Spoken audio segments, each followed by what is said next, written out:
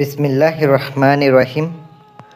আসসালামু আলাইকুম ওরহমতুল্লাহ। সুপ্রিয় দর্শক, আশা করি আল্লাহ রাব্বুল আলামিনের অশেষ মেহেরবানিতে ও দয়ায় আপনারা সবাই ভালো আছেন। প্রিয় দর্শক, আপনাদের দোয়ায় এবং আল্লাহ তাআলার অশেষ মেহেরবানিতে আমিও ভালো আছি। আজ আমি আপনাদের সামনে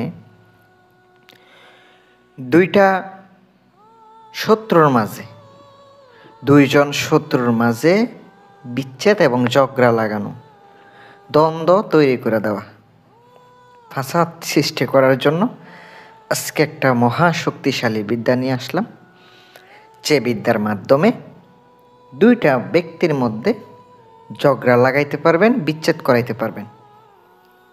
সম্পূর্ণ ভিডিওটা দেখে কাজ করবেন। আল্লাহর রহমতে প্রত্যেকটা কাজ ইনশাল্লাহ হয়ে যাবে। যদি আপনাদের মনে বিশ্বাস, ভক্তি, ভালোবাসা থাকে, আমার আজকের দেওয়া বিদ্যাটা আপনি করতে পারেন। এটা প্রয়োগ করার ফলে আপনি দেখতে পাবেন আপনার কাঙ্ক্ষিত নারী, এটা নারী আর পুরুষের সঙ্গে লাগানো যাবে বিচ্ছেদ, পুরুষের মধ্যে বিচ্ছেদ লাগানো যাবে। কাঙ্ক্ষিত নারীও অপর পুরুষের প্রতি ঘৃণা সৃষ্টি হবে, দুজনের মধ্যে ঘৃণা সৃষ্টি হবে, তারা এক হইতে পারবে না। এটা এমন একটি বিদ্যা, যদি আপনাদের ভালো লাগে আপনারা করতে পারেন। আমি সাইফুল কবিরাজ।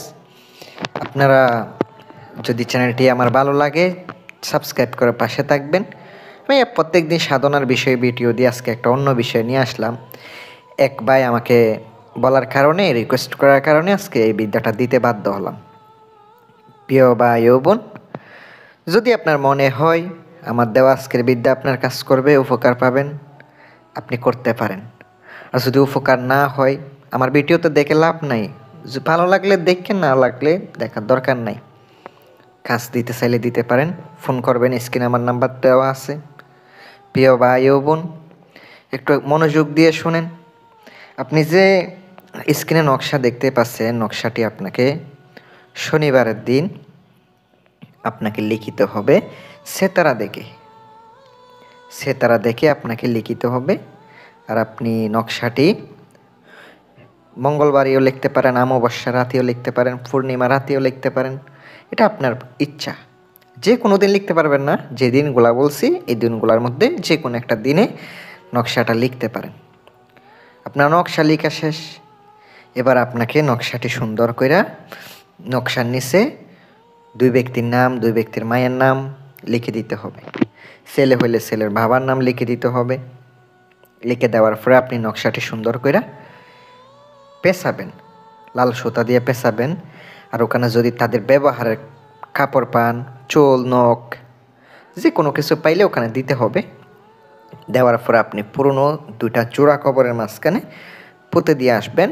রাত 12টার পরে কবরস্থান জাগ্রত করতে হবে, তাইলে আপনি ফলাফল পাবেন। যদি আপনাদের মনে হয় আমার বিদ্যা দিয়ে আপনার উপকার হবে, করতে পারেন। ভালো থাকবেন, সুস্থ থাকবেন। আসসালামু আলাইকুম ওয়া রাহমাতুল্লাহ।